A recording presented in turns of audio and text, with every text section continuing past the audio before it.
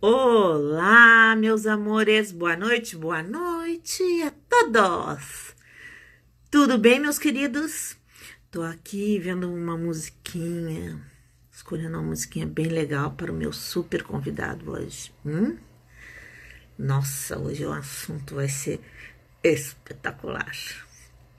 A pedidos, viu? O assunto hoje é a pedidos. Nosso tema de hoje é a pedidos porque muita gente pediu para mim. Neuza, fala alguma coisa sobre parafilias. Mas já faz muito tempo que as pessoas têm pedido isso. E aí, hoje, quem vai conversar conosco vai ser o Bambambam, o que mais entende de parafilias no Brasil. Oi, Celo, tudo bem, meu amor? Que se chama Oswaldo Rodrigues. Oi, Aninha. Opa, a pessoa faz assim porque a pessoa é séria, né? Tem que olhar assim. Tô com o celular, não tô com o tablet. Deixa eu botar aqui. E, ó. Oi, Carme Beatriz. Aqui, vamos ver umas músicas bonitas, assim, gostosas, enquanto o nosso convidado não chega. Ludmilla. Aqui, ó. Se vocês tiverem perguntas, tá? Eu tô com o WhatsApp aberto aqui no computer. Ou aqui, vocês podem fazer aqui pelo Instagram também, não tem problema, tá? Perguntas sobre parafilias. Que são parafilias, né? Uma maneira diferente de sentir prazer, assim, um pouco inusitado, né? Alexandre, opa, o Oswaldo querido entrou, maravilhoso, vou chamá-lo aí.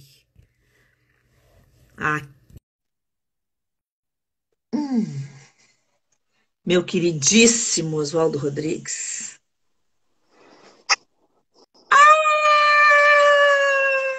Oi, meu amor. O que eu vou coisar aqui? Tinha posto uma música, mas a minha internet estava meia boca aqui nesse computador. Te contar. Tudo bom, Oswaldo? Tudo bem, boa noite, Neuza.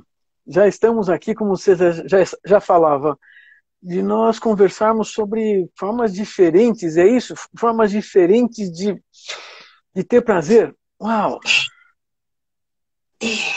Eu queria que tu explicasse o seguinte.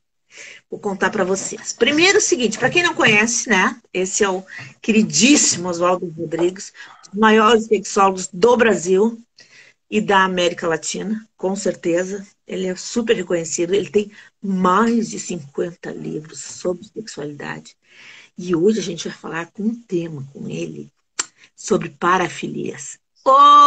Que esse professor sabe tudo, exatamente. Gente, quem quer saber de parafilias, o que são as parafilias, né? E quais são as parafilias? Mostra o teu livro aí de novo, Oswaldo. Maravilhoso. Gente, assim, ó, não é isso, mas não é aquela leitura. Ele fala assim: essa parafilia é isso, essa é isso, essa é isso. Não tem todo aquele mememê, aquele discurso todo. É para vocês entenderem. Tanto que ele é para leigos. Listas e listas. Listas e listas de parafilia. Diga para nós aqui, querido Oswald, o que é parafilia? E qual Uau! a diferença entre parafilia e transtornos parafílicos? Isso é uma primeira pergunta que eu disse assim. Isso é doença? Doente. Pois é. Eu acho que essa é uma discussão importante para nós hoje à noite, para nós tentarmos compreender se existem comportamentos que alguém considere diferente, mas não seja um problema. Quando a psiquiatria estava nascendo, era necessário fazer uma separação entre o que era uma doença e o que era normal. E muitas palavras foram usadas para determinar o que era anormal, porque anormal já era uma coisa que era diferente do que a maioria fazia. Só que havia uma outra intenção nessa discussão, que era diferenciar os comportamentos que não servissem para reprodução. Então, qualquer coisa que não servisse para reprodução era desnecessário, era patológico. E aí pensava sempre, quando desde o início que comecei a estudar essas coisas, caramba, quer dizer que então Se eu beijar sem intenção de reproduzir, está errado, é um desvio. E isso sempre foi assim durante bastante tempo, e em paralelo em todo o século XX. Na verdade, no finalzinho do século XX, começa a ser trazida dentro dos grupos especialistas em sexualidade a compreensão de que, olha, talvez alguns desses comportamentos diferentes não sejam assim tão patológicos, tão errados. Afinal de contas, onde que está o erro deles? Só que levou desde o final da década de 80 até nos últimos 10 anos a discussão sobre como é que a gente separa o que é problema do que não é problema, sem prestar atenção no comportamento sexual, porque parece que as palavras S e X é que vinham atrapalhavam a discussão. Puxa, é sexo, deve ser problema. Primeiro eu tenho que compreender que cada um de nós de fato faz sexo diferente do outro. Todo mundo diz assim, eu faço sexo normal. Quando alguém me fala isso no consultório, eu pergunto para descrever, porque eu tenho desconfiança de que tem alguma coisa de diferente quando ele começar a contar, ela começar a contar. Porque todos nós fazemos diferente, todos nós prestamos atenção em alguma coisa diferente. Nós não fazemos de uma maneira igual todo mundo, porque nós não aprendemos pedagogicamente, não tem alguém que dá passo a passo, olha, faz assim, faz assim, faz assim. Embora você e eu sabemos que historicamente, os jornalistas tentam passar isso nos escritos, né? Olha, então faça assim, faz assado. Olha, isso é bom, hein? Aí eu fico imaginando e ouvindo meus pacientes. Então, mas eu tentei fazer aquilo lá, mas eu não gostei, então eu estou errado, né? Opa, ele só faz diferente. Quando se descobre, então, reconhece que as pessoas podem fazer sexo de maneira diferente, isso não é necessariamente patológico, aí nós temos uma outra preocupação. E quando é que vai ser patológico? Porque aí vem a diferença que você questionou. Existem pessoas que fazem sexo de uma maneira patológica? Existem. Mas elas não são as pessoas que gostam de fazer sexo de uma forma ou de outra, porque aprendeu desse jeito, ou porque aprendeu daquela, sendo diferente dos outros. Como eu disse, se todo mundo é diferente, qual é a média? Porque essa média é complicada de também ser compreendida. Se perguntarmos ali na rua como a pessoa faz sexo, é muito fácil a gente ouvir talvez aquela palavra assim, eu faço normal, como todo mundo faz. Porque se começar a explicar, alguém vai olhar assim. Nossa, e eu sei. Faz caras e bocas, porque vai ser diferente de alguma maneira.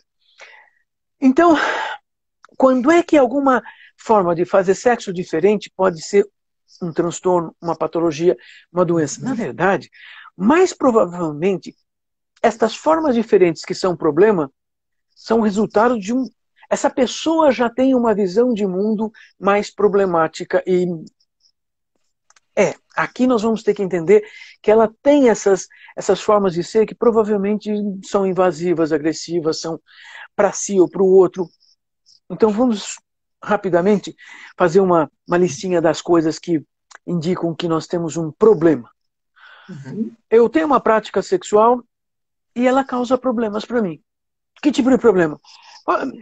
Causa doenças, problemas físicos, problemas emocionais, problemas relacionais. Eu insisto em fazer daquele jeito e sempre traz problema. Horas.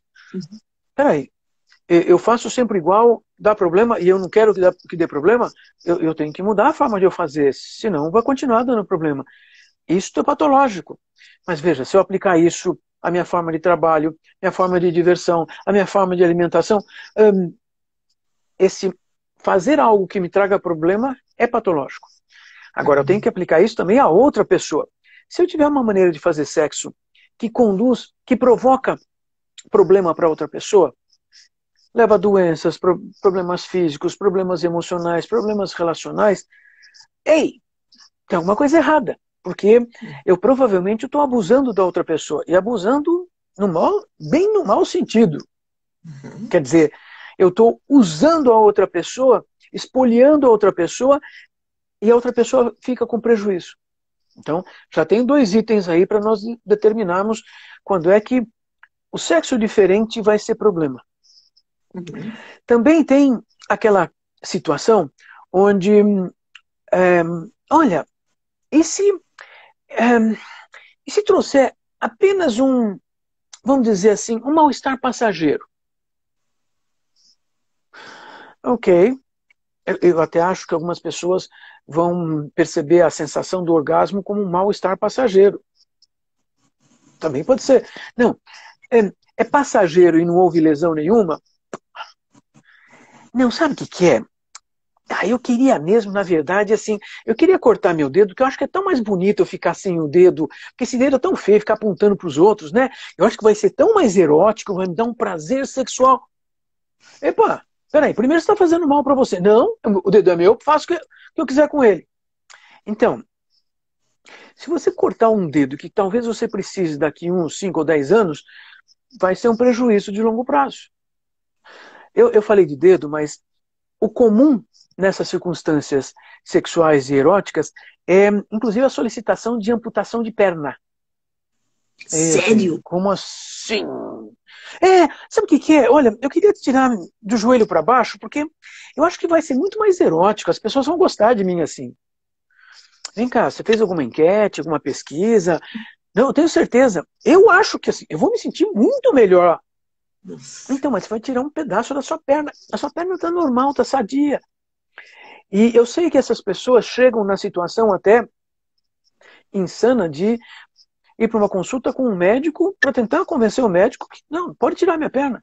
Não, não posso tirar. Isso é lesão corporal, é ilegal, é crime. Não, mas eu estou dizendo que pode tirar. Não, não, não. Essas pessoas até aprendem que então tem que enrolar o mundo e fazer de um jeito escondido. Claro que isso traz mais problemas, que possivelmente ela tenha infecções, etc, etc. E fazem isso. Mas eu estou contando então uma diferença, porque, caramba, vem cá, você tem que fazer um esforço danado assim, perder uma perna para ter prazer sexual. Eu acho que está errado, que você está pagando muito caro por isso, para ter um prazer que você chama de sexual. Uhum. Eu vou considerar que o prazer sexual é algo que nós conseguimos fazer de uma maneira que seja muito mais simples, custe menos, traga menos problemas para mim, para o outro, para o mundo. Tudo que for mais fácil é muito melhor. Não, mas eu gosto da intensidade. Olha, eu quero me pendurar pelo pescoço numa corda ali na árvore e olha, só no último momentozinho eu tiro a corda. Se passar 1 milésimo de segundo e você morrer. Esse é outro tipo de problema que algumas pessoas tentam, porque percebem que se enforcarem, tem a sensação de orgasmo mais prolongada. Tipo, Como não vi chama? isso, Como chama? Como chama? Eles usam um cinto também, não é, Oswaldo? pode usar um cinto, corda, um saco de plástico, alguns tentam asfixias químicas, mas assim, é asfixia. Então, você pode criar alguns nomes, né? Desde a asfixiofilia, como hipoxifilia, como é mais usado internacionalmente. Porque a ideia é de causar uma hipóxia, uma falta de oxigenação no cérebro. Mas tem É gente que morre comum assim. isso? É comum? Muitas pessoas fazem Olha, essa prática, Oswaldo? olha, é comum a ponto de uma cidade grande, geralmente em cidades grandes, Uhum. 1 ou 2 pessoas por ano a cada 1 milhão de habitantes. Veja, Nossa. na cidade de São Paulo, não na metrópole, na cidade Uhum. de São Paulo isso significa é, talvez 15, talvez 30 pessoas por ano. Só que a maior parte dessas pessoas, como são encontradas penduradas, enforcadas, Uhum. a polícia chega lá assim, se matou, e já leva. Suicídio. Aí leva lá pro legista, não, a gente encontrou ela enforcada. Se enforcou, suicídio. Porém, existem vários indícios ao redor disso. Se forem homens, provavelmente ejacularam. Provavelmente existem materiais eróticos pornográficos ao redor. Revistas, filmes, vídeos, o celular ligado. Uhum. Há alguns anos, há uns 10 anos, um deputado inglês foi encontrado no gabinete dele pendurado do lado de dentro da porta. E ele estava sem calças, vestindo cinta-ligas e meias 7/8. Vai dizer que ele se matou? Sim. existia esperma espirrado ao redor. Então, de novo, nós estamos falando assim, olha, ops, pensei que devia ser aqui. É o meu. Então, assim, eu estava aqui pensando, existem formas que são realmente problemáticas, porque causam lesões, podem causar morte. E é interessante porque tem um monte de outras práticas que são até exuberantemente inofensivas. Exemplo, isso não é comum, mas acontece por aí e, olha, talvez seja fácil encontrar pessoas que pratiquem isso, basta entrar em alguns sites aí de relacionamentos mais sexuais. Pessoas que gostam de fazer sexo com a necessidade de ter, sabe as bexigas de festa, as bolas de gás? Uhum. De festa de criança. Então, bota assim umas 100 bexigas dessas dentro do quarto e vão fazer sexo no meio das bexigas. Tem gente que é assim, olha, essa é a única maneira de sentir um prazer muito bom. Ok, veja, não estou fazendo mal para ninguém, eu encho de gás, posso encher de gás, oxigênio mesmo, gás comum, não nenhum gás tóxico nem nada, a gente pode até estourar algumas bexigas, está ótimo, não tem problema nenhum. Beleza. Isso é problema? Não. Mas pode ser um problema, por exemplo, se essa pessoa não sabe como encontrar outra pessoa, não sabe como conversar com uma outra pessoa sobre isso, não sabe negociar, não tem habilidades sociais e nem de verbalização, de comunicação, para conversar e negociar. Olha, sabe, é o seguinte, eu gosto mesmo que a gente enche de bexigas de gás aqui, a gente fica brincando, faz sexo no meio disso. Uhum. Você já imaginou que se alguém numa festa qualquer começa a contar isso para vocês, vai dizer assim, caramba, de onde essa pessoa tirou isso? Talvez até a gente tentando fazer a imagem de um quarto cheio de bexigas assim, tipo, caramba, eu posso me sentir desconfortável, porque eu nunca pensei nisso. Quer dizer, a pessoa que gosta desse tipo de comportamentos diferentes tem que desenvolver uma forma de aproximação afetivo-sexual que também permita a outra pessoa compreender, experimentar, vivenciar a situação para saber se aquilo também interessa. E se interessar para os dois, continuem fazendo. Então, não prejudicando, né? Tem que ser consensual, né? Qualquer tem que ser consensual. Olha, Deus, tem uma amiga, e já faz alguns anos que eu não a vejo, mas eu me lembro assim, nós damos aula numa mesma faculdade, e aquela manhã ela chegou na faculdade contando, olha, você lembra que a semana passada eu te contei que conheci um rapaz, aí a gente começou a conversar e tal, saímos para jantar. Ele passou em casa, me pegou, estacionou no restaurante, no estacionamento do restaurante, um restaurante legal, com um estacionamento grande, jantamos, conversamos, tal, estava gostoso, um papo legal. Aí fomos pro carro, né? Íamos embora, sei lá, né? Quem sabe, né? Ela já assim pensando, porque nós estávamos falando, ela devia ter na época, sei lá, 30 e tantos anos, assim, não estamos. Decide, quer fazer, faz. Ótimo. Entraram no carro, ele olhou para ela, os dois assim mais próximos, e ela me contando. Aí ele disse, posso te beijar? Ela quase riu, assim, tipo, para perguntar.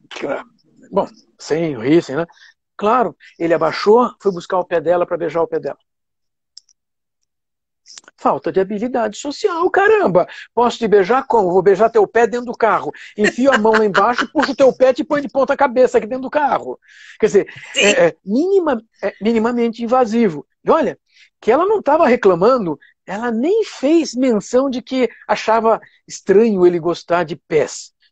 Estranho peraí, você pede para me beijar, mas enfia a mão lá, puxa meu pé, ou seja, peraí, vamos conversar. E, de novo, eu estou contando a diferença entre o que vai ser patológico, porque implica também em várias dificuldades que nem sempre todas as pessoas estão preparadas para poder negociar no mundo com essas práticas diferentes. Ainda assim, vamos usar esse exemplo. Essa pessoa, homem, mulher, gosta de pés durante o ato sexual. Ok. É um problema gostar de pés numa situação sexual? Não. Agora, se for igual aquele sujeito, esse foi meu paciente, ele costumava, perto das 6 da tarde, ficar andando de carro nas grandes avenidas onde tinha muita gente esperando ônibus para ver se ele encontrava alguém que ele percebia que usava sapatos do jeito que ele gostava. E se ele visse alguém andando na rua assim, ele ficava seguindo, dando volta no quarteirão, tentando vê-la de novo e se masturbando dentro do carro. Aí eu olhei para ele e assim, olha, deixa eu te contar minha preocupação. Primeiro que assim, se você for visto se manipulando dentro do carro, isso é crime. E aí assim, então, mas eu não tenho outro jeito. Eu acho que você tem sim. Você gosta de determinado tipo de mulher usando determinado tipo de sapato. Vamos procurar uma mulher que goste de usar esse sapato e vamos lá conversar com ela. Você pode namorar, vocês podem sair. Olha, de repente ela aceita só sair para fazer sexo, não sei. É mesmo? Então, mas eu posso gostar disso? Ou compra o sapato, né, e dá para uma outra prospect, né? É que aí, de novo, nós temos que perguntar primeiro, né? Porque eu já tive um outro paciente que fez isso e assim, e de repente, pois é, a namorada cortou o relacionamento. Não, ela aceitou o primeiro sapato, o segundo par de sapato, o terceiro par de sapato, e aí virou para ele e falou, olha, não tá dando certo, a gente não sai desse negócio de sapato. Aí ele, tá. Você devolve os sapatos, então eu vou levar para casa. Ou seja, os sapatos eram mais importantes que ela. Viu? Então, aí já é um tapa na cara, né? Mas esse outro, quando ele me pergunta, mas eu posso? Eu falei, pode. Aliás, deve. Puxa, mas eu fiz 4 anos de terapia 2 vezes por semana e eu me sentia super culpado de gostar disso. E olha, eu tinha a impressão que minha terapeuta dizia que eu não podia gostar disso. Então, mas tem pessoas que podem gostar de usar esse tipo de sapato que você gosta e possivelmente até gosta de desfilar para você. Ou seja, olha, ele arranjou uma namorada, deu certo, se relacionaram. A última vez que eu tinha visto, na verdade, ele ia morar fora e ela foi junto. Eles tiveram um filho, casaram, foram morar fora. E era uma pessoa que assim, eu podia ver publicamente uma vez, uma situação pública, eu o vi na atividade dele. Eu olhei assim, ele aí, caramba. Porque assim, eu tenho boa memória. E pensava, ele se adaptou, que bom fazer isso. Então, quando nós nos adaptamos ou estamos juntos num relacionamento que permite essas coisas, vamos atrás. É melhor do que nós tentarmos coisas que são patológicas, coisas que são dolorosas, coisas que fazem mal para a gente, fazem mal para o outro. Também tem uma fórmula relacionada a essas preferências diferentes que pode ser complicada. Ou seja, pessoas que de repente então ficam pensando repetidamente e só se excitam com determinados conteúdos diferenciados. E conteúdos aí eu fico pensando, como é que alguém que só pensa naquele formato vai se sentir bem? Porque, de repente, ela só pensam em sexo de uma determinada forma, mas nunca encontram alguém. Vão ficar em sofrimento sempre. E aí, assim, esse sofrimento é uma coisa que eu acho que não merece acontecer. Então, se nós tivermos uma circunstância onde a gente possa negociar, organizar, melhorar as coisas, eu vou dizer, caramba, talvez aí a gente tenha a felicidade e não tenha que ficar sofrendo, achando que eu só vou ser feliz se eu conseguir fazer daquele jeito. Aí eu não consigo, eu sou infeliz, aí eu sou depressivo, as pessoas acham que eu sou solitário porque não tenho relacionamentos. E veja, que não é o problema, o sexual não é o problema. O problema é exatamente a circunstância onde a pessoa não consegue lidar com a alternativa. E a alternativa é alguma coisa muito interessante. Eu tenho a alternativa de negociar, de conversar. Se eu não conseguir fazer sexo dessa forma hoje, mas eu tenho uma parceira que olha, nós podemos fazer amanhã, amanhã a gente faz desse outro jeito. Tá bom, no outro dia a gente faz de outra maneira. Se eu aprender uma forma de variar, eu mais provavelmente vou conseguir me sentir bem. E ter pessoas e parcerias que também vão gostar, vão se sentir bem. Então, Me esse diz eu uma acho que é um coisa, Oswaldo. mecanismo. Desculpa só te Diga. interromper, mas é que aqui estão me Não, perguntando aqui. É, diga. do, da pedofilia, ela é uma parafilia? Pois é. Por causa Todas as formas. dessa situação que ganhou mídia no mundo inteiro, da menina essa de 10 anos, e aí, né? Sabe como é que é, né, Oswaldo? Sim, exato. Então, É assim, isso aqui. é, Olha, sem mentira nenhuma. Deixa eu só ver veja, quantas que tem aqui.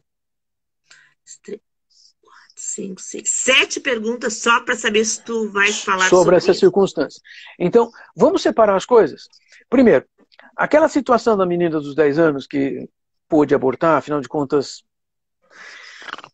não faria sentido na nossa cultura uma menina de 10 anos ter um filho.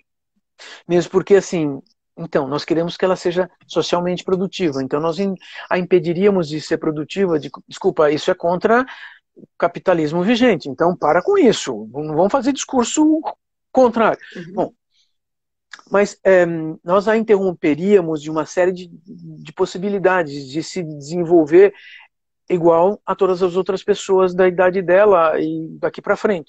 E nós já temos uma situação, um problema para ela lidar com esse passado visível. Aliás, se o nome dela foi para as mídias, ou seja, foi tornado público, se ela teve uma série de situações públicas que a envolveram, vai ser mais difícil lidar com isso do que aquela coisa de segredo que faz a gente sofrer, mas espera aí, talvez a gente esqueça e ao esquecer a gente muda de vida. Mas em todo caso, assim, vamos fazer um parênteses para tentar entender essa situação. Ela foi abusada sexualmente por um parente. Ok. Eu usei o termo abusado sexualmente porque eu não sei se aquele homem que abusava dela há 4 anos teria essa preferência sexual reduzida a meninas menores.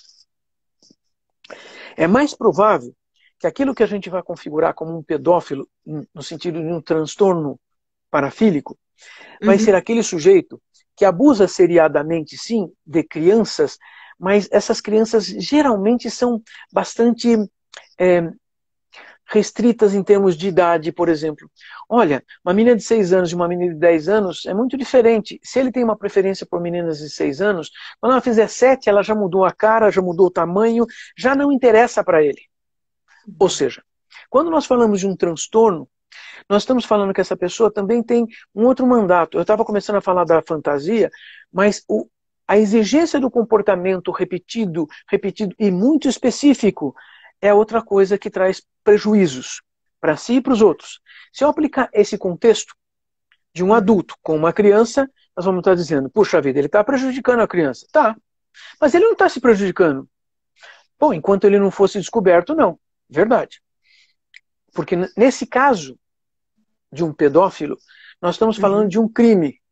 Uma situação social que diz, isso não pode fazer porque o combinado é que isso é crime, não pode fazer. Pronto, acabou. Ah, mas é diferente de abuso? Abuso sexual também é crime. Só que eu estou querendo diferenciar que mais está parecendo muito mais que nós tínhamos uma família de abusadores. Esse sujeito foi preso e começou a dizer assim, vai lá perguntar para o outro tio dela, para o avô dela também. Quer dizer que então os machos da família abusavam da menina pequena? É provável que fosse até, vamos dizer, no mau sentido, mas um costume da família. De verdade, é altamente provável que esses adultos homens também tenham sido abusados na sua infância. Ou seja, aprenderam assim que tá aí é para fazer mesmo, é de casa. E essas justificativas sociais, aprendidas culturalmente, são complicadíssimas. Primeiro que assim, eles não aprenderam o que é crime? Pois é. Então eles têm mais uma vírgulazinha estranha. Porque todos nós aprendemos o que é crime. Quem tenta fazer alguma coisa, eu sei que isso aqui é crime, mas eu vou tentar, porque se ninguém souber, posso, né? Que nem aquela história de assim, sinal vermelho, não tem ninguém, eu posso atravessar. Aí descubro que tinha uma câmera, me fotografou e eu vou xingar o político que pôs a câmera, porque isso aí é uma fábrica de multas. Desculpa, você cometeu o crime. Você atravessou o farol. Que diacho é esse de botar a culpa nos outros? Então, esse sujeito foi preso e já começou a dizer assim, ó, não era o único, ó, era normal na família. Normal, vírgula, isso é crime e acabou. Então, talvez o contexto fosse muito mais de abuso, de abusadores. E, de novo, então existe mesmo, crime. né? Então, assim, ó, tem que diferenciar o que é pedofilia isso. E o que é abuso. Um abuso. Né? Porque o abuso também implica numa pessoa que talvez seja até um caráter mais sádico, afinal de contas, né? Eu só vou fazer sexo com quem eu possa dominar. Porque o pedófilo não usa esse argumento. O pedófilo, aliás, ele tem uma distorção de realidade, ele tem uma crença estapafúrdia e muito centralizada que diz assim, mas eu amo essa criança, eu só faço o que ela gosta que eu faça, eu nunca faria mal para ela. O abusador fala assim, vai perguntar lá pro avô também, ou seja, como é que é? Que justificativa estapafúrdia é essa? Então, são formas diferentes de ver o mundo. Todo parafílico, todo transtorno parafílico tem um estreitamento de visão e fica rebobinando, sabe? Rebobinar é bom, né? Eu lembro de fitas de vídeo. Isso aí, revelou. Pois, só lamento. Revelou. A gente dá pois fica retomando a mesma coisa, porque aquele mecanismo é o mecanismo que ele conhece, que ela conhece como sendo prazeroso. Existem mais homens com transtornos parafílicos que mulheres. Existem mais homens pedófilos do que mulheres pedófilas. Existem mais homens abusadores sexuais, mas a quantidade de mulheres abusadoras sexuais tem aumentado em termos de visibilidade nos últimos 20, 25 anos. A internet permitiu essa visibilidade onde talvez antes passasse desapercebido. Porque, afinal de contas, um caso recorrente e que tenha sempre aparecido, é a história, de repente, da mãe descobrir que o menininho, o bebê de 6 meses, de repente está com um roxo ao redor do pênis. Um desses casos foi parar na delegacia mesmo, porque a mãe percebeu que a empregada que ficava em casa sozinha, tomando conta da criança, fazia sexo oral no bebê de 6 meses. Meu Deus. Então, essas coisas a gente tem que compreender que são situações diferenciadas e complicadas. E, no entanto, peraí, então existem também mulheres que sejam abusadoras ou pedófilas? Tem. Elas aparecem menos? Elas aparecem menos porque, na comparação por gênero, as mulheres, mesmo na situação de abuso, elas são menos físicas. Então não tem violência física. Enquanto que os homens usam de violência física. Eles querem fazer sexo com um bebezinho de 6 meses. Fazer sexo com penetração, e aí rasgam o bebezinho. Ai, caramba. Então, essa é uma diferença diferença de gênero. Sim. Mas, então, pedófilos existem, eles não são tão comuns quanto as pessoas dizem, mas abuso sexual é muito mais comum. Abuso sexual, 60% pelo menos dos abusos sexuais são dentro da família. Algumas pesquisas chegam a 70%, mas algumas pesquisas também dizem que talvez fosse 40% ou 50%. Mas veja, o importante é que também significa que numa família onde tem uma criança abusada, significa que essa família não ensinou essa criança a ser assertiva e expressiva a ponto de dizer não, a ponto de ter formas de impedir que o adulto se defender. E não é defender brigando, porque o adulto vai ter mais força. Mas nós podemos ensinar uma criança a se safar de uma circunstância. E isso é feito através do quê, Neuza? Educação sexual. Pois é, porque é isso que a educação sexual tem. É uma das coisas importantes para ensinar para uma criança, como que ela diferencia aproximações. Olha, isso aqui não deixa adulto se aproximar assim, não. E explicar isso para as pessoas, né, Oswaldo? Que as pessoas ainda acham que a educação sexual eu estou ensinando a unir, eu estou incentivando. Tu imagina quantas professoras, né, Oswaldo, ajudam? Quantas professoras que acolhem essas crianças, né, Oswaldo? São muitas professoras. Exato. Bom, mas aí assim, se eu começar a fazer todas essas separações, eu posso compreender que então não deve existir tantos pedófilos, mas deve existir então muitos abusadores dentro das famílias. Às vezes até Uhum, com raiva de uma criança. Não é uhum, incomum um padrasto abusar de uma criança, não é incomum. Mas também nós precisamos compreender como é que aquela família está formada. Porque também sim. tem que pensar, olha, uma criança raramente vai ter uma qualificação psicopatológica tão definida ou tão intensa a ponto de provocar um adulto para um abuso, para fazer o adulto ser encrencado. Porque isso implica um conhecimento do mundo. Criança não. Adolescentes, existem adolescentes maus. Maus eu quero dizer assim, esse daí, ai meu Deus. Por quê? Porque existem patologias desenvolvidas aos 14, 15 anos de idade já. Mas uma criança de 7, 10 anos de idade, a gente vai dizer assim, olha, não, o adulto é responsável, para com isso. Para com isso, porque não dá. E pensando em histórias de patologias, podíamos dizer assim, mas um pedófilo tem alguma patologia extra? Ah, pode até ter, mas como eu disse, uma boa parte vai ter, na verdade, uma boa distorção cognitiva que vai dizer assim, mas eu só faço bem para essa pessoa, para essa criança, Uhum. eu só quero bem, eu amo essa criança. E essa é uma distorção. Distorção significando, ele tem uma, ele tem alguma coisa para resolver aí, para modificar, porque ele está olhando o mundo de uma maneira que os outros não olham, ou seja, ele está errado, de toda forma ele está errado. Sim. Porém, é diferente de falarmos assim, mas o pedófilo, ele é um psicopata? Eu vi uma pergunta aí, uma colega nossa, a Mônica Valencio, perguntou relacionando psicopatia com sadismo. Olha, eu posso pensar que vários dos transtornos parafílicos podem se associar, ou parecer se associar a algum grau de psicopatia. Os bons sádicos, eu quero dizer, bons sádicos são aqueles que têm uma compreensão de mundo e uma compreensão de responsabilidade sobre si e sobre o outro. Uhum, Eles não são sádicos na acepção da palavra, patologicamente, psicopata. Por quê? uhum. Porque ele sabe que ele tem que respeitar o outro.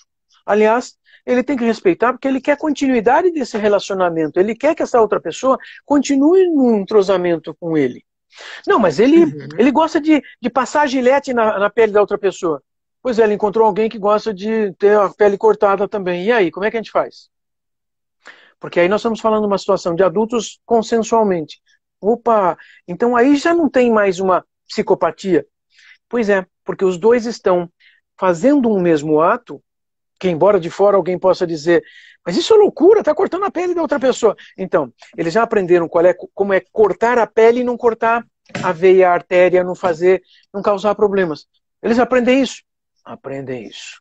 Eles estão muito cuidadosos para irem fazendo experimentos de tal forma que eles não causem lesões de longo prazo, porque, olha, Mas o peraí, BDSM está aí para isso, né? O pessoal isso, que faz a prática de BDSM, no mundo isso, inteiro, a gente vê, por exemplo, que as lesões, eles têm muito mais respeito que qualquer casal queira dar umas porradinhas, assim, né? Na hora da cama. exato, exato, Neuza. Você sabe que deve fazer uns 15 anos, um grupo de praticantes de sadomasoquismo Aham. resolveram tirar, bom, confirmar essas ideias que se tem, né? Não, eles são tudo doido, né? Ah, é.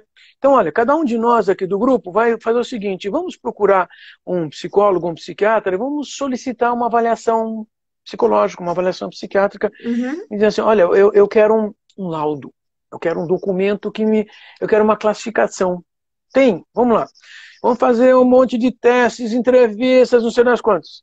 Estatisticamente, eles são mais sadios do que as pessoas andando na rua. Claro, eles fazem um esforço racional, voluntário, para tomar cuidado do outro. Ah, mas eu gosto de amarrar o outro. Certo, mas nunca mais do que meia hora, porque senão pode dificultar né? O sangue circular. Espera um pouquinho, não E vou fazer tudo, isso né, não. Oswaldo? Tem Tudo, palavras-chave, são combinações que certo? são feitas com antecedência. Então, mas assim, ó, o BDSM seria considerado uma parafilia? É um comportamento parafílico. Na verdade, são vários comportamentos parafílicos dentro dessas Sim, tem letrinhas, né? o sadismo, o É, masoquismo, o dominação. domínio, a submissão. É. Então, são várias formas de expressão que antes sempre foi... O termo sadomasoquismo era usado até a década de 80 para juntar um monte de práticas. E aí passaram a usar, os próprios praticantes passaram a usar BDSM para mostrar que existiam pelo menos 2 subgrupos. Veja, pessoas que usam dominação e submissão não quer dizer que elas tenham que bater na outra pessoa, cortar outra pessoa, amarrar outra pessoa. Mas podem sim, eles podem usar bondagismo, né? Porque o bondagismo, o BDSM, bondagismo, Uhum. é uma forma de amarrar outra pessoa para imobilizar outra pessoa, porque algumas pessoas gostam de amarrar porque gostam de fazer sexo com a pessoa imobilizada, e a outra pessoa gosta de ser amarrada para fazer sexo imobilizada. E aí tem uma outra diferença também sobre limites, né? Existem pessoas que se satisfazem apenas com essas práticas e se sentem assim, sentem prazer erótico sexual apenas com a prática. Outras pessoas usam isso como uma forma, como se fosse uma preliminar, ou seja, como uma forma de aquecimento para chegar ao sexo genital. Se as duas pessoas conseguem fazer isso juntas e tá bom para os dois, uau, quem somos nós para dizer que isso é um problema? Se estão fazendo de uma maneira saudável, se estão fazendo de uma maneira consensual e de uma maneira segura, por favor, continuem fazendo, que provavelmente vão causar menos problemas do que outras pessoas que não fazem. Como você disse, tem gente andando na rua que assim, não, mas era só um tapinha. Sei, só que um tapinha você enfiou a unha no olho da outra pessoa e a pessoa teve quase uma perda de visão, tá lá, descolou a retina, vai ter que fazer não sei o quê. É isso mesmo, E assim, você tem Oswaldo, toda a razão. por exemplo, a pessoa, isso é muito importante, esse esclarecimento que tu está fazendo aqui. O pessoal faz a prática de BDSM, enfim. Mas quem é BDSM raiz? Que a gente sabe, tem o raiz e tem o Nutella. O raiz se tu vai fazer só essa prática, vai prender, vai amarrar, eventualmente, já não é BDSM, seria um fetiche? Então, o termo fetiche, ele foi criado inicialmente para designar objetos intermediários que levassem a uma atividade sexual ou o objeto intermediário representassem a atividade sexual. Não um método. O BDSM é um método de se obter prazer, mas não um objeto. Objeto seria, não, só se você puser aquela calcinha vermelha. Não, só se você puser aquela cueca branca. Isso é um fetiche. Porque fetiche vem de uma palavra que significa um feitiço. Um objeto que nós vamos usar para nos protegermos do mal, dos demônios, dos fantasmas ou o que quer que seja. Quer dizer, esses objetos, eles, como eu falava, qualquer coisa que seja é o objeto em si. O sapato é um objeto. Não é um método. Aqui é o sapato que importa. Não interessa o resto do contorno.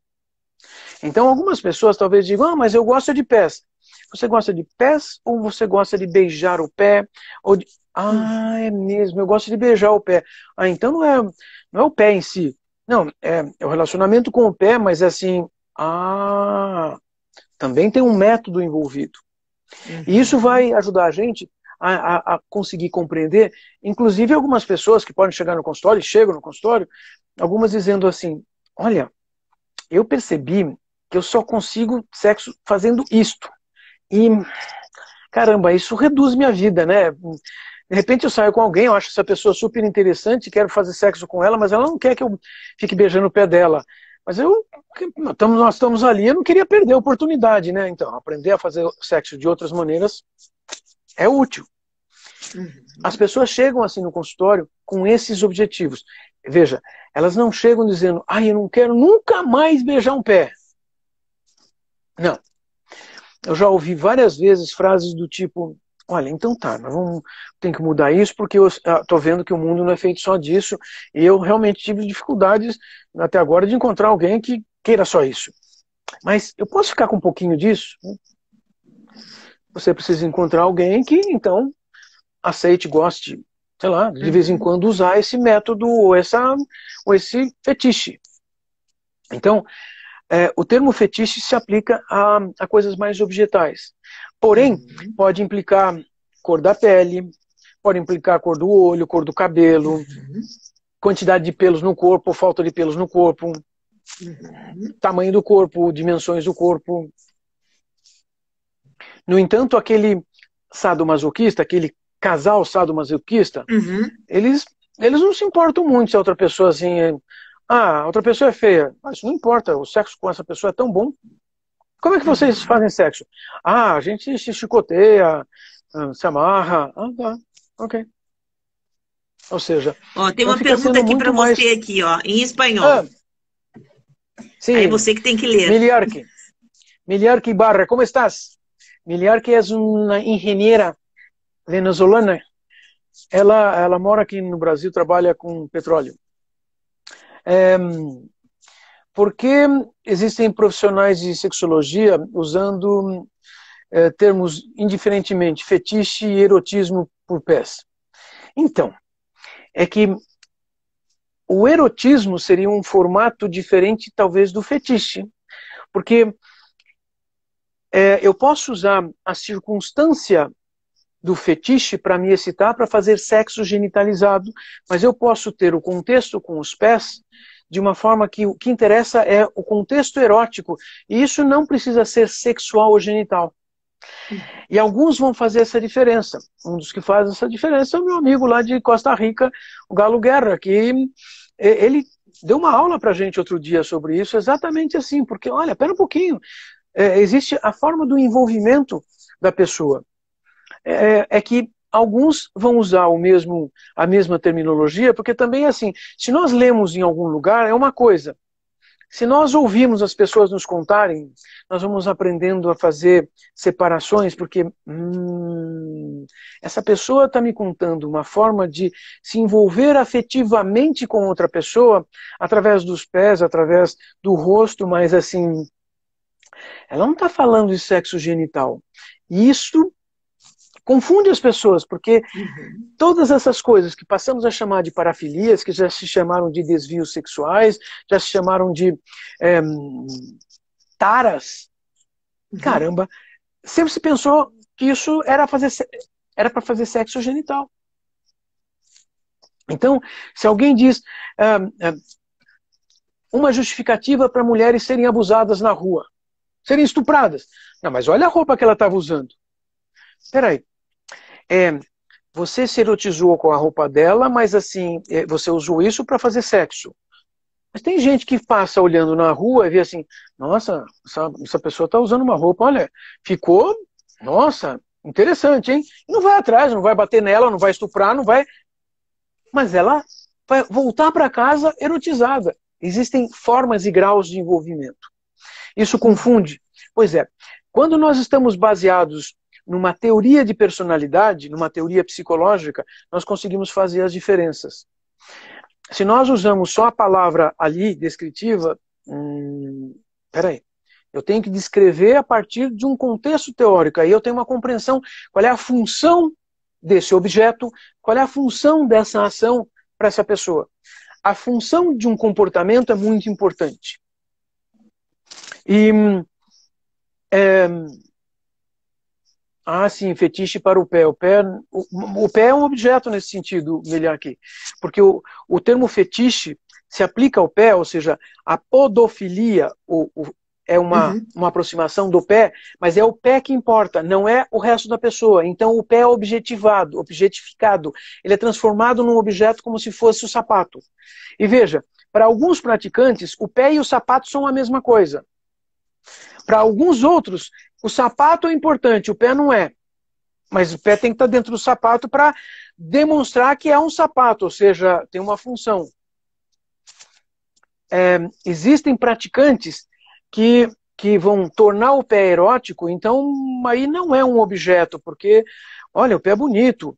Tenho amigos que dizem assim, ah, aquela moça ali tem um pé bonito, hein? Eu olho assim, tipo, fico pensando, pergunto ou não pergunto, né? É melhor não perguntar. Porque, não, ele pode estar simplesmente achando bonito, mas e se ele está achando o pé bonito porque o pé é erótico, ele está ficando excitado, ele já está quase indo lá perguntar para a moça se eles querem ir para algum lugar. Tipo, caramba, essa é a diferença. Porque se o pé é objetificado, não tem importância o resto da pessoa. Da mesma forma, isso diz respeito às práticas gerais. Se a prática se intensifica, se torna um problema. Porque, torno a dizer, eu tenho que encontrar alguém que se encaixe, e isso se torna difícil no universo de percentagens.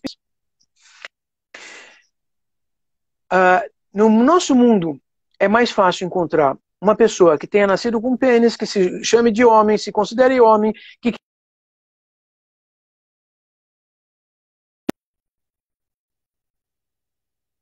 vão ser complicadas. Porque as coisas diferentes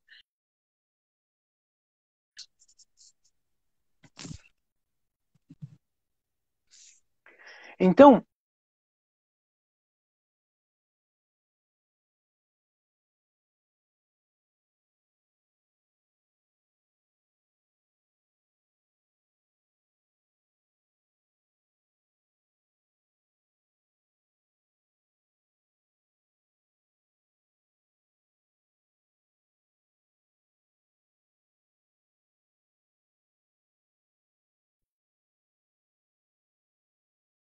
ficam mulheres da seguinte maneira. Eles querem transformar aquela mulher numa Barbie.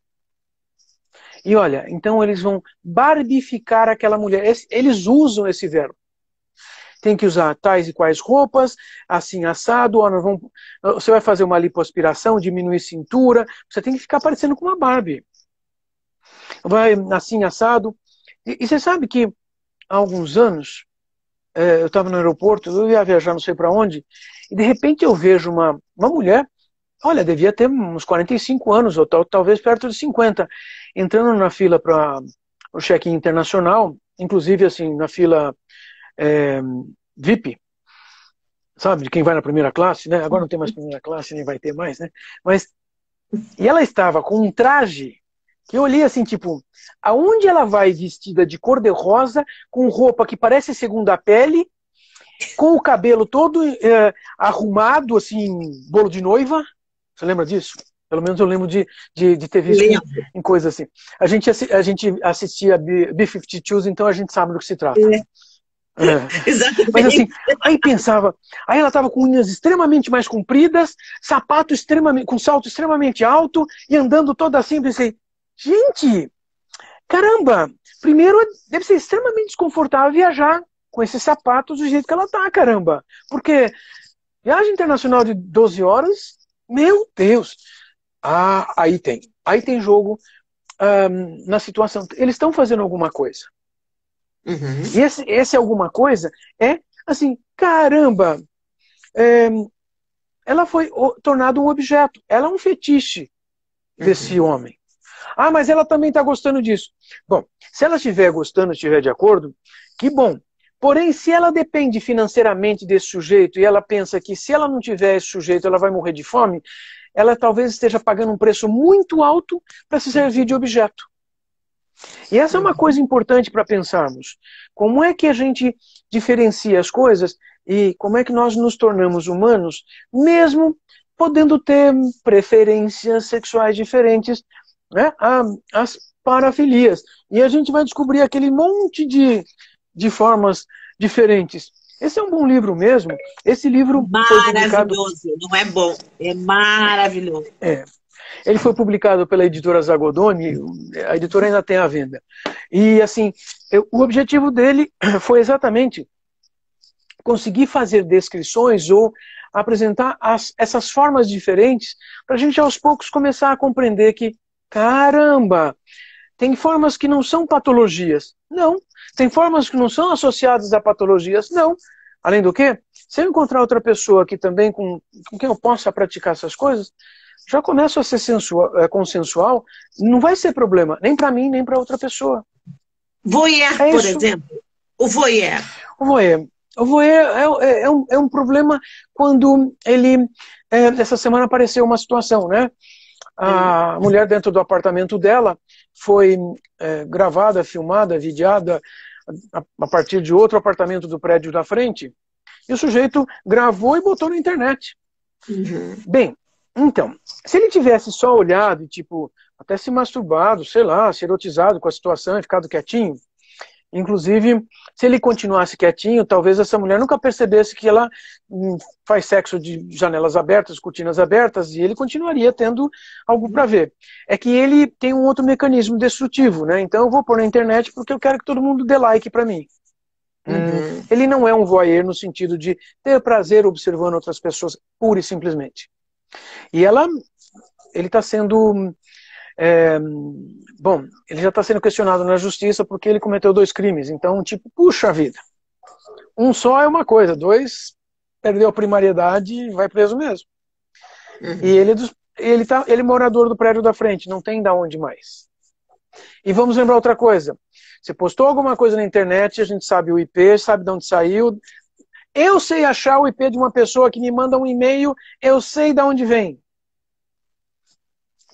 Então não precisa ser técnico para isso. De verdade, nem precisa. É fácil. Então, assim, o que nós estamos falando é que existem formas e várias maneiras de nós fazermos sexo que dá prazer. E talvez nós precisássemos mesmo assim, descobrir as várias formas para, aprendendo as várias formas, nós elegermos quais são as mais fáceis de fazermos consensualmente com uma pessoa eleita para o relacionamento. Eu queria deixar esse recado para todo mundo e dizer, né, sigam a gente nas mídias sociais que a gente vai sempre trazer essas discussões, porque esse é um assunto que nunca termina. Tem centenas de formas de fazer sexo. Olha, e assim, ó, Oswaldo, já vou deixar, inclusive, assim, ó, aqui nós vamos ter outra com o Oswaldo. Vocês viram, né? Ele é maravilhoso. Maravilhoso. Vamos fazer outras, falando de outros temas interessantes. Vocês podem, inclusive, dar sugestões aqui. Não só para mim, como para o Oswaldo, que a gente vai, assim, ó, elaborar e vai esclarecer. É que, assim, ó, em função, Oswaldo, dessa repercussão da história dessa menina, acho que foi muito, muito importante tu pontuar o que é a pedofilia e o que é o abuso. Né? Porque as pessoas confundem isso, sabe? Confundem. Quando tu vai dizer assim, não, eu acho que ele... Olha, pelo que eu tô vendo, ele não é pedófilo. Como assim não é? Como assim? Pois é. Então, desculpa. Esse é muito importante. Desculpa, assim, eu dizer que ele é um abusador de menores, ele é um criminoso, ele é um criminoso. Ah, mas ele não é pedófilo? Então, pois é. É igual as pessoas dizem, fulano é psicótico, é psicopata. Tipo, não, peraí. Eu não posso, socialmente, publicamente, dizer quem quer que seja, só porque eu vi na televisão, dizer que ele é um psicopata. Por quê? Então, porque eu teria que fazer uma avaliação psicológica adequada e isso é diferente de simplesmente jogar uma palavra para xingar outra pessoa. Eu não vou fazer isso. Mas, com certeza, era uma família de abusadores. E alta probabilidade deles terem sido abusados na infância, porque essas são histórias repetidas nas famílias. Independente de classe social, gente. A diferença... Muito bom dizer isso. Porque, assim, ó... Não, porque... Olha o que eu ouvi. Tu viu uma mulher que saiu na mídia aí, acho que a gente ainda tem um tempinho para falar, foi uma mulher falando que ela... Onde é que já se viu isso? Bem capaz, né? Uma guria de 10 anos não vai saber porque não contou pra mãe. Tu viu isso? Sim, professora do Estado, ela foi demitida. Hoje eu vi a notícia, ela foi demitida. Ah, claro, puxa vida. Você imagina uma professora de crianças falar um absurdo desses. Isso eu não soube que ela foi demitida. Pelo menos foi a notícia. Eu não achei. Eu estava te esperando e vi a notícia. Falei, gente, ainda bem, viu? Pelo menos assim, essa pessoa não pode. Ela não pode apresentar para o mundo essas opiniões, porque essas opiniões são absurdas. É. Né? Foi horrível aquilo ali, horrível. Entendeu? E, assim, Horrível. botando a culpa na vítima. Uma guria de 10 anos, E botando a culpa na vítima. Uhum, uhum. sabe? Então, é complicado, né, Pensamos nisso. Oswaldo? Mas vamos começar a pensar assim, algum outro tema legal para a gente voltar a conversar.